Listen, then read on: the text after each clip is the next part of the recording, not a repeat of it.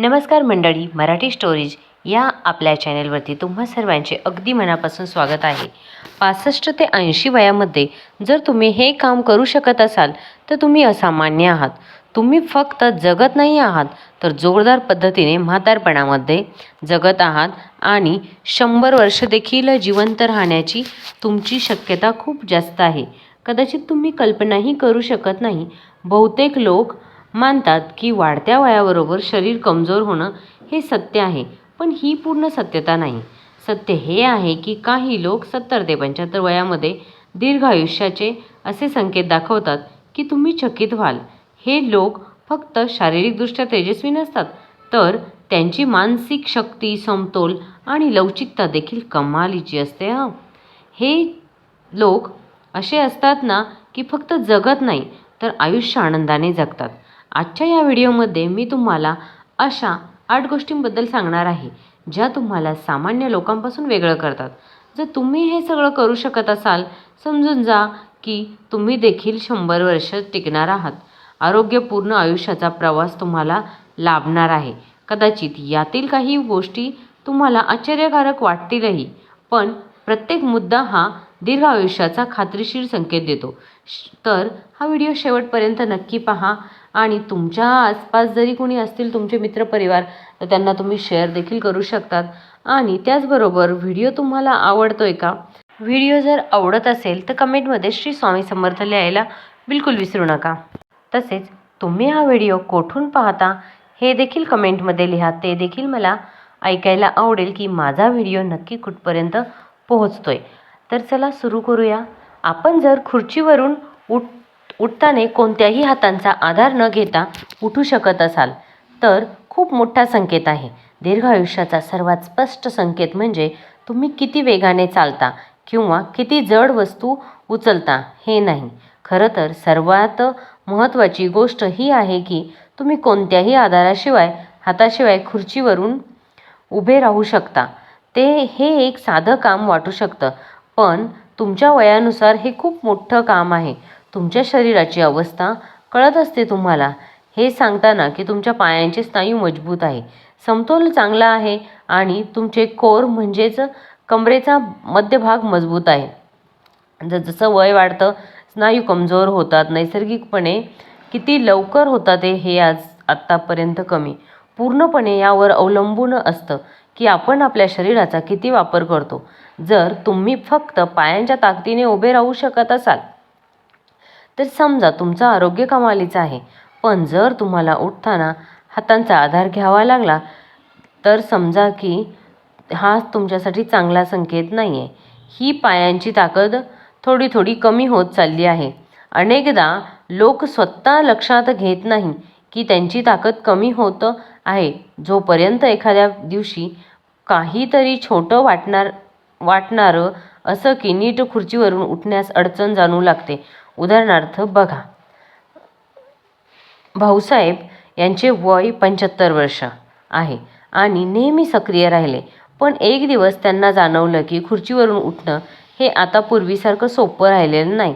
डॉक्टरांनी सांगितलं की पायांची ताकद कमी झाली तर पडण्याचा म्हणजेच फॉलचा धोका वाढू शकतो. त्यांनी काय केलं, हलक्या फुलक्या व्यायामांनी सुरुवात केली, जसं की राहून टाचांवर करणं. काही फरक दिसून आला. त्यानंतर काही दिवसांमध्ये थोडासा फरक दिसायला लागला. पुन्हा स्वतःवर विश्वास परत वाढवला. या छोट्या क्रियेमुळे तुमच्या लोअर बॉडीच्या स्नायूंची ताकद, समतोल आणि कोर स्टेबिलिटी यांचा अंदाज. तर तुम्हाला हातांचा आधार घ्यावा लागत असेल तर चिंता करू नका. कधीही ताकद पुन्हा मिळवता येते. फक्त रोज थोडी मेहनत चालू ठेवा. थोडक्यात जर तुम्ही हातांशिवाय खुर्चीवर उभे राहू शकत असाल तर ही जबरदस्त बातमी आहे की छोटंसं काम तुमच्या मोठ्या वयाचं प्रॉब्लेम देखील सॉल्व करू शकतो. तर दीर्घायुष्यासाठी सर्वात प्रभावी ओळख जर समजून घ्यायची असेल तर तुम्ही किती अंतर चालता हे नाही, तर तुम्ही किती वेगाने चालू शकता. जर तुमचं वय 65 ते 80 दरम्यान असेल आणि तुम्ही न थकता वेगाने चालू शकत असाल तर खात्रीने समजा की तुम्ही खूप कमी लोकांपैकी एक आहात.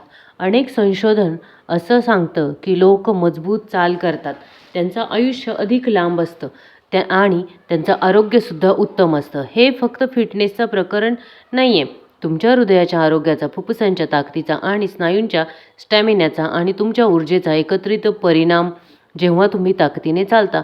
अगदी तसंच जसं लिफ्ट बंद होण्याआधी पकडण्यासाठी धावाधाव लागतं, तेव्हा हा संकेत असतो की हृदय, फुफ्फुसं आणि पाय हे सर्व सक्रिय आणि मजबूत आहेत. आता स्वतः विचारा की वॉकला जाता तेव्हा तुम्ही निर्धार करून वेगाने किंवा आत्मविश्वासाने चालता की पूर्वीपेक्षा खूप हळूहळू थोडं थोडं चालता की दम लागतो. जर तुम्हाला थोड्या अंतरावरही थांबावं लागत असेल, श्वास लागत असेल तर असं समजा की तुम्ही खूप भाग्यवान आहात. आणि आता चाल हळूहळू होत नाही आहे ना? जिना चढताना श्वास लागत आहे का? धाप लागत आहे का? या गोष्टींकडे जरा लक्ष द्यायला सुरुवात करा आणि चालण्याचा सराव नियमित ठेवा. तुम्ही जर हळूहळू चालण्याचा सराव ठेवला तर तुमचं याच्यामध्ये निश्चितच इम्प्रूव्हमेंट होऊ शकते. तर एक काका आहेत, ते 74 वर्षांचे आहेत, नेहमी सक्रिय राहिले. पण जेव्हा त्यांना चालायला लागलं तेव्हा जाणू लागलं की आता आपली चाल हळूहळू होत आहे. जिना चढताना श्वास पटकन लागत आहे, धाप लागत आहे. त्यांनी स्वतःला तपासायला सुरुवात केली, स्वतःच्या चालण्याचा स्पीड मोजायला लागले आणि हळूहळू वेग वाढला. काहीच आठवड्यांमध्ये फरक दिसून आला. चालण्यामध्ये अडचण कमी झाली, स्वतःवरचा विश्वासही वाढला आणि आता पूर्वीपेक्षा अशी मजबूत वाटणं, चालणं हे फक्त पोहोचण्यानंतर नुसतं तर तुमच्या एकंदरीत आरोग्याचं मापदंडसुद्धा असतं. वेगाने आणि सातत्याने चालणारा माणूस सामान्यतः अधिक फिट आणि सक्रिय असतो आणि हो, चालण्याचे फायदे हे मेंदूसुद्धा प्रभावित करतो. हे स्मरणशक्ती तेच करतो आणि वृद्धापकाळामध्ये मानसिक अशक्तपणा सुद्धा वाचवतो. जर तुम्हाला माहीत नसेल की तुम्ही कोणत्या स्पीडने चालता तर एक छोटासा आपण टेस्ट करूया.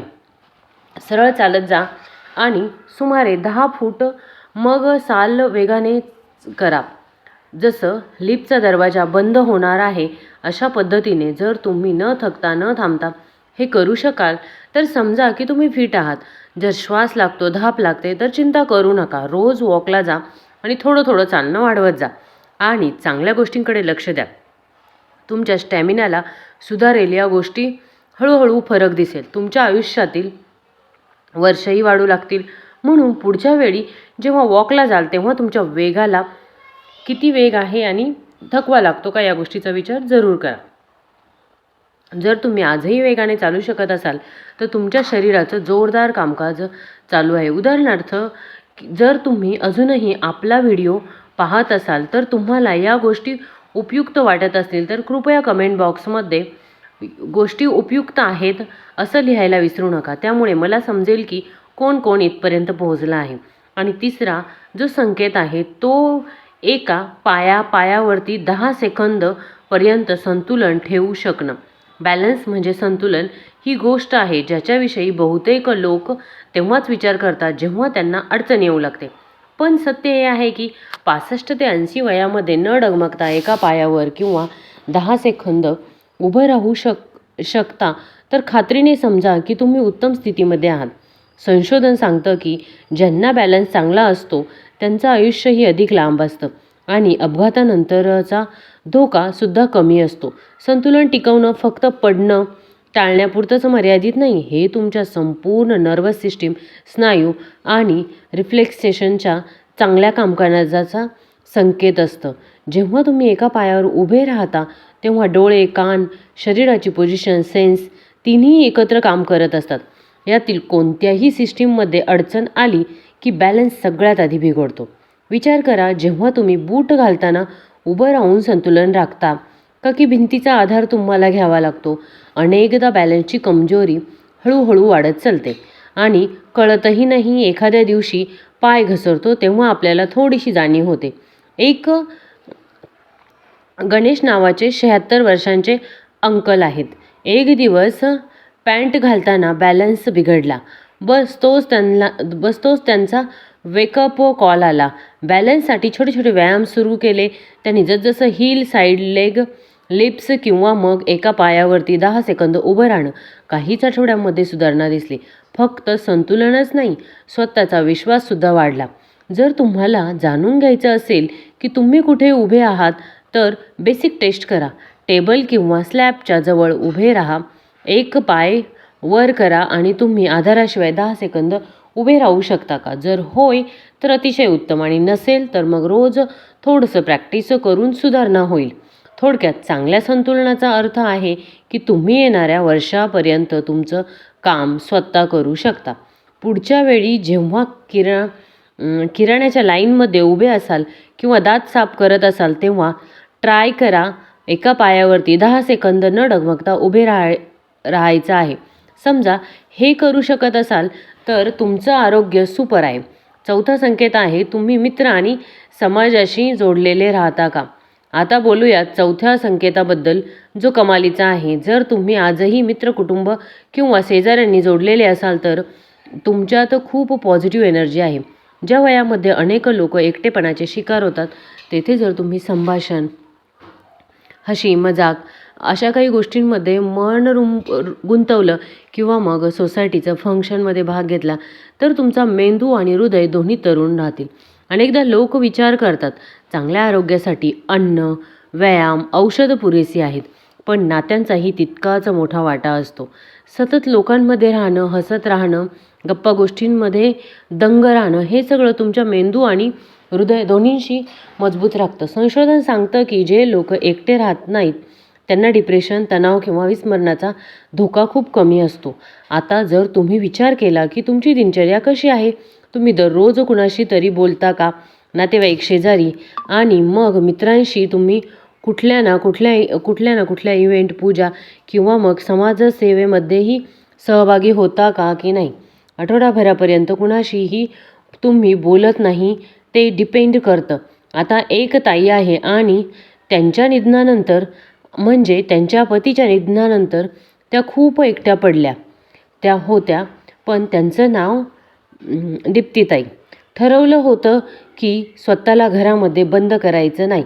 कॉलनीच्या ग्रुपमध्ये सक्रिय राहिल्या, पार्कमध्ये फिरायला जाऊ लागल्या आणि हळूहळू ऑनलाईन क्लासेससुद्धा जॉईन केले. हळूहळू त्या पुन्हा आनंदी राहायला लागल्या. त्यांच्या चेहऱ्यावरचा आनंद खूप मोठा होता आणि त्यांच्या चेहऱ्यावरचा आनंद बघून बाकीचे लोक देखील मोटिवेट होत. सोशल कनेक्टिव्हिटीची कमाल तर तुम्हाला माहीतच आहे. त्यांची सोशल कनेक्टिव्हिटी बघून तर असं वाटतं की तुम्ही इतरांपासून दूर चालला आहात. की एक छोटंसं पाऊल उचला, फोन लावून एखाद्या जुन्या मित्रमैत्रिणीशी बोला आणि जवळच्या पार्कमध्ये, ग्रुपमध्ये जॉईन करा. जितकं तुम्ही लोकांमध्ये राहाल तितकंच तुमचं आयुष्य वाढेल आणि तुमचं हृदयसुद्धा खुश राहील. पाचवा आणि जो संकेत आहे असा की तुम्ही आजही नवीन गोष्टी शिकण्याचा प्रयत्न करता का? तुम्ही आजही नवीन गोष्टी शिकण्यासाठी इंटरेस्टेड असाल तरी देखील तुमचं आयुष्य वाढण्यासाठी मदत होते. तुम्ही आजही नवीन कामं करण्यास रस घेतात का? जसं की एखादी नवीन भाषा, एखादं मोबाईल ॲप, नवीन पुस्तकं आणि मग छंद. जर हो तर खूप वेगळा आहे, कारण मेंदू चालू असेल, वय वाढत असेल तरी मेंदू जिवंत राहतो आणि तो लोक म्हणतात काय करायचं आहे आता, काही नवीन शिकायचं पण खरं तर एका नवीन गोष्टीमुळे शिकणं हे मेंदूचा व्यायाम आहे. यामुळे नवीन आठवणी तयार होतात, विचार करण्याची क्षमता वाढते आणि मानसिक आजारांपासून सुद्धा संरक्षण होते. उदाहरणार्थ बघा, 76 वर्षांचे आजोबा आहेत आणि ते लॉकडाऊनमध्ये चालायला गेले, ज्यामुळे त्यांच्या नातवाशी ते व्हिडिओ कॉलवरून बोलू शकत होते. हळूहळू ते फेसबुक आणि व्हॉट्सॲपवर वापरायला लागले आणि आता स्वतः ऑनलाईन बिलही भरतात. त्यांचा आत्मविश्वास भन्नाट झाला आहे. जर तुम्हाला वाटत असेल की मेंदू या मागे पडतोय तर घाबरून जाऊ नका. कुठलीही नवीन गोष्ट पकडा, कोडी सोडवा, त्याच्यामध्ये ट्रायल अँड एरर तर चालूच असतं. मग एखाद्या मुलाला होमवर्कमध्ये मदत करणं, दरवेळी नवीन देऊ शकणं मेंदूचं कुलूप उघडेल आणि मेंदू शरीरात राहणार नाही. आता हे 6वा संकेत आहे. तुम्ही दररोज चालता किंवा मग हलका फुलका व्यायाम करत जा. दीर्घ आयुष्यासाठी फक्त मोठा व्यायाम आवश्यक आहे. लहान सहान हालचाली ही कमालीचा परिणाम देतात. तुम्ही आजही स्वतःहून फिरायला जात जा. जिना चढायला किंवा लहान सहान कामं स्वतः करण्याचा प्रयत्न करा. जर हो तर तुम्ही फिटनेसवर एक उदाहरण आहे. एक ताई आहे, दीप्तीताई. त्यांचं वय 68 वर्ष आहेत आणि त्यांची दिनचर्या थोडीशी चालणं, थोडं बागकाम करणं, झाडू पोछा स्वतः करणं या गोष्टी लहान सहान होत्या. कामांसाठी मदत अजिबात त्या मागत नव्हत्या. त्यामुळे त्यांची स्नायूंची ताकदही चांगली राहिली. हृदयाचं आरोग्य आणि मूड सगळ्याचं उत्तर आहे गरज आहे की दररोज जिमला जावं लागतं. हलकं फुलकं ॲक्टिव्हिटी जसं भाजी आणायला जाणं किंवा मग पाणी भरायला जाणं किंवा कपडे सुकवणं यांचे एकत्रित मिश्रण तुम्हाला एक्स्ट्रा स्ट्रॉंग बनवत असतं. तुम्ही लक्ष केलं की दिवसामध्ये तुम्ही स्वतः किती काम करता तर तुमचं शरीर आणि हृदय दोन्हीही आनंदी राहू शकतात. हळूहळू मोठा आवाज देऊ शकतो. सोशल कनेक्शन, नवीन ॲक्टिव्हिटी हे तिन्हीही आयुष्याचे सुपर सिक्रेट्स आहेत. यांपैकी जे काही तुम्ही करू इच्छिता किंवा मग तुम्ही जे काही करता आहात ते तुम्ही करू शकता. 7वा जो संकेत आहे तो अलीकडच्या जर तुमच्याही मी सांगितलेल्या व्हिडिओप्रमाणे हे लक्षणं असतील तर तुम्ही देखील खूप भाग्यवान आहात आणि तुम्ही देखील 100 वर्ष निरोगी आयुष्य जगू शकता. त्याचबरोबर आपला 8वा आणि शेवटचा पॉईंट आहे योगा. तर तुम्ही दररोज योगा करू शकता. एकदम तुम्ही जेव्हा पहिल्या दिवशी योगा करायला सुरुवात घेता तेव्हा जमत नाही, पण हळूहळू त्यामध्ये इम्प्रूव्हमेंट होत जाते आणि हे आपल्या ओव्हरऑल होल बॉडीसाठी खूप छान आहे. तर चला मग मित्रमैत्रिणींनो, आजचा व्हिडिओ येथेच थांबूयात. तुम्हाला व्हिडिओ कसा वाटला ते कमेंटमध्ये जरूर कळवा आणि यापुढे तुम्हाला कसल्या टॉपिकवरती व्हिडिओज पाहायला आवडतील ते देखील जरूर कळवा. पुन्हा भेटूया अशाच एका नवीन अँड इन्फॉर्मेटिव्ह व्हिडिओमध्ये.